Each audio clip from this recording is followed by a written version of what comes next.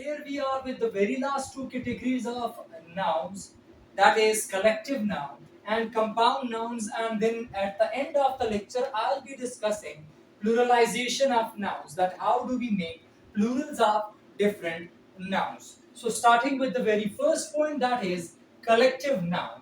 Collective noun is a name we use for a number of people, या तो इसमें number of people होंगे, या फिर नंबर ऑफ एनिमल्स होंगे, या फिर इसी तरह नंबर ऑफ थिंग्स होंगे जो कि group together and they will be put into one similar group and we speak of them as a whole. Collective का मतलब ही ये है कि जहां पे लोगों की या फिर इसी तरह जानवरों की या फिर मुख्तलिफ अशिया जो कि एक ही ग्रुप में हम लेके आ जाते हैं, उनको हम कहते हैं कलेक्टिव नाउन्स. अब there are few group words written, यानी few collective nouns written before you. अगर मैं कहता हूँ bunch, so bunch could be the group of flowers, bunch could be the bunch of fruits such as cherries, such as grapes and other similar kinds of fruits and things. इसी तरह अगर मैं crowd कहूँ, so crowd refer to a group of humans. इसी तरह if I say flock, so flock is a collective term that refers to birds and its different types. इसी तरह अगर मैं कहूँ the word herd, herd is a collective term that is used for the group of sheep, cattle, cows and such animals. इसी तरह अगर मैं कहूँ sit, set of markers, set of pencils, set of cups, set of jugs. इसी तरह अगर मैं कहूँ tribe, अब sit और tribe refers to the group of humans who shares same cultural values. इसी तरह सेट में भी हमेशा के लिए वही चीजें आएंगी which share same physical features and standards. So in tribe refers to humans while set refers to things. लेकिन दोनों में similar features का share होना is mandatory. इसी तरह if I say shoal, so shoal refer to fish and different type of fish. इसी तरह swarm is a collective term for bees, for flies, for ants and for other insects. Team की अगर बात करें, so team could be the team of detectives, the team of scientists, or cricket team. इसी तरह fleet की अगर बात की जाए, so it refers to collection of ships and collection of different materials, or collection of a single group containing different vessels or materials. इसी तरह if I talk about band, so band refers to a group of musicians. There are examples written, इनसे समझते हैं कि which are plural nouns and which are collective nouns. अगर मैं कहता हूँ the musicians played the song and then the next sentence is the orchestra played the song. अब musicians is a plural noun while orchestra is a collective noun. Orchestra में हमारे साथ सारे के सारे musicians ही आते हैं. इसी तरह if I say the soldiers marched swiftly and when then I say the platoon marched swiftly. अब platoon basically is a collective term जहाँ पे जितने भी soldiers हैं वो सारे के सारे एक ही group में आ जाते हैं. So platoon is that collective term which is used for soldiers in a specific group. अगर मैं compound nouns की बात करूं, so compound from the very name it is clear that it is a combination of two things. अब वो दो चीजें मुख्तलिफ हो सकती हैं. Combinations are written before you. Let's try to understand कि two or more words working together is a single unit to name a person, place or thing. किसी भी person को place या thing को mention करने के लिए अगर दो वर्ड्स एक साथ आके एक मीनिंग आपको दे, that is called compound noun. For example water plus bottle. अब water is a separate thing, bottle is a separate thing, लेकिन जब ये कंबाइन हो जाते हैं, वाटर बॉटल बनाते हैं, so it refers to one same thing. इसी तरह अगर मैं कहूं डाइनिंग, इसी तरह रूम, लेकिन जब dining room collective compound noun बन जाता है, जब ये दोनों कलेक्टिवली हम कंपाउंड नाउन कंसीडर कर लेते हैं तो इनकी मीनिंग ऑटोमेटिकली चेंज हो जाती है. इसी तरह पुलिस प्लस मैन, अगर इन दोनों को कंपाउंड नाउन की सूरत में as a single unit consider किया जाए तो इट बिकम्स पुलिस मैन. अगर मैं फॉर्मेशन ऑफ कंपाउंड नाउन्स की बात करूं, so they are either form from noun plus noun combination, जैसे कि बस भी नाउन है, स्टॉप भी नाउन है, बस स्टॉप। इसी तरह हैंड, इसी तरह बेक, हैंड बेक, इसी तरह टूथ पेस्ट, सो इसी तरह टूथपेस्ट बन जाएगा। सो या तो नाउन प्लस नाउन कॉम्बिनेशन आता है या फिर हमारे साथ एडजेक्टिव प्लस नाउन कॉम्बिनेशन आता है। अब bird is a noun but black is an adjective, house is a noun but green is an adjective, इसी तरह where is a noun but soft is an adjective. So see, adjective plus noun की combination हमें compound noun की creation देती है। इसी तरह अगर मैं बाकी compositions पे बात करूं, so noun plus verb की combination, hair cut, अब see, hair is a noun, cut is what, verb, इसी तरह rain noun, fall verb, इसी तरह sun is a noun, जबकि rise is what, a verb. So noun plus verb combines together to form compound noun. इसी तरह noun plus preposition आ सकते हैं, hanger on is a preposition, by is a preposition, इसी तरह noun plus prepositional phrase.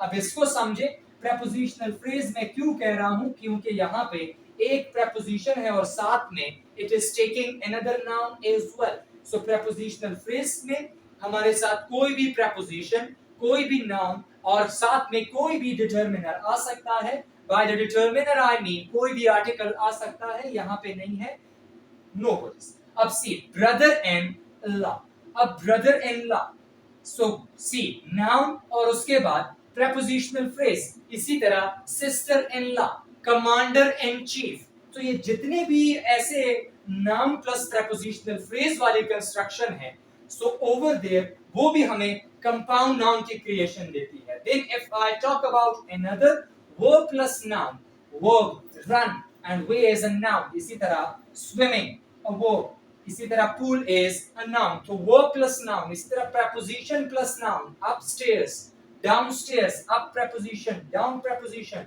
verb plus preposition, check verb, in preposition, या मैं अगर कहूँ check in or check out, so in and out both are prepositions which are used with the verb that is check. इसी तरह make up, इसी तरह preposition plus verb की combination आ सकती है, preposition and verb, preposition up and turn is a verb. Now if I talk about pluralization, that how do we convert a noun into its plural form, so there are basically two grammatical numbers. One is a singular and with the help of singular we denote one, and then the other grammatical number is plural, यानी to denote something that is more than one. अब ऐसे nouns जो के जिनकी ending या तो letter O पे हो या CH पे या SH पे या double S पे या फिर X पे, ऐसे nouns जिनकी ending या तो letter O पे हो या CH या SH या SS या फिर X, इनको जब हम प्लूरल्स में कन्वर्ट करते हैं तो इनके साथ हम क्या ऐड करते हैं, ES. For example tomato, a noun ending on O, तो एड क्या होगा, क्या बन जाएगा, टोमेटोज. इसी तरह चर्च CH पे खत्म हो रहा है, so it would become churches. इसी तरह ब्रश SH पे, so it would become brushes. इसी तरह if I talk about class double S पे, so it takes ES, classes बन जाएगा. And then the last one is box, यानी X पे खत्म हो रहा है तो उसके साथ भी हम ES ही ऐड करेंगे, so the box will become boxes. The second category is कि words of foreign origin are abbreviated words ending in O takes S. अब वर्ड्स ऑफ फॉरेन ऑरिजिन का मतलब कि जितनी भी वर्ड्स हमने दूसरे लैंग्वेजेस से बोरो करके अपने लैंग्वेज में ऐड किए हैं. For example if the word piano, piano is basically N Italian word, लेकिन हम इसको उसी म्यूजिकल इंस्ट्रूमेंट को रेफर करने के लिए यूज करते हैं in English language as well. Otherwise अगर इसकी ओरिजिन को देखा जाए so it is an Italian word, तो इसके साथ सिर्फ क्या ऐड होगा, इस ऐड होगा, सो इट वुड बिकम पियानोस. इसी तरह सोफा है इटालियन वर्ड, सो ये भी क्या बन जाएगा, सोफास. या जितने भी एब्रिविएटेड वर्ड्स हैं जैसे कि किलो, या फिर अगर मैं कहूं फोटो, तो that would become photos and kilo would become kilos. Next point is कि ऐसे nouns जो of those nouns which ends in y. इसका मतलब क्या है कि ऐसे nouns जिनकी ending हमारे साथ y letter पे हो, but they are preceded by a consonant. इसी y letter से पहले हमारे साथ अगर कोई भी consonant लिखा हुआ होगा, तब उसका plural बनाते हुए उसी noun में ies is added. For example, look at these examples. The word baby, it is ending on y, while there is this consonant b sound.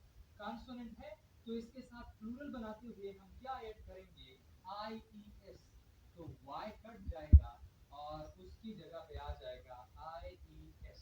क्या बन जाएगा? babies. इसी तरह if you look at the word country, it is ending on this y, and we do have this r is a consonant which is preceding the letter y. So ies will be added and it will become country. इसी तरह हर वो noun जो कि आपके साथ y letter पे and होगा और उससे पहले कोई भी कॉन्सोनेंट लिखा हुआ नजर आया तो उसका प्लूरल बनाते हुए उस y letter is replaced by ies. फिर nouns ending in y preceded by a vowel takes s. इससे पहले हमने बात की कि ऐसे nouns जो कि y पे तो एंड होते हैं लेकिन उससे पहले कॉन्सोनेंट हो. अब हम बात कर रहे हैं ऐसे nouns की जो कि y पे तो एंड होते हैं लेकिन इस y से पहले कोई भी आपके साथ vowel लिखा होता है एंड ऐसे nouns के plurals बनाते हुए we only add s with them. For example, look at the word boy. So it is ending on this y, but we do have a vowel over here, so it will become boys. इसी तरह अगर मैं कहूँ toy, तो toy से y पे तो end हो रहा है लेकिन उससे पहले हमारे साथ consonant है, तो it will become ties. इसी तरह अगर मैं कहूँ गाय, तो वो बन जाएगा guys. Next category is of those nouns which either end in f or fe. जब इनकी हम प्लूरल्स बनाते हैं तो ये f या fe जो एंड वाले लेटर्स हैं ये ड्रॉप हो जाते हैं and they are replaced by ves and such nouns are calf. calf है तो f will be replaced by ves, तो क्या बन जाएगा? calf. इसी तरह half है तो half. इसी तरह knife है तो knives बन जाएगा. The next category is the pluralization of compound nouns.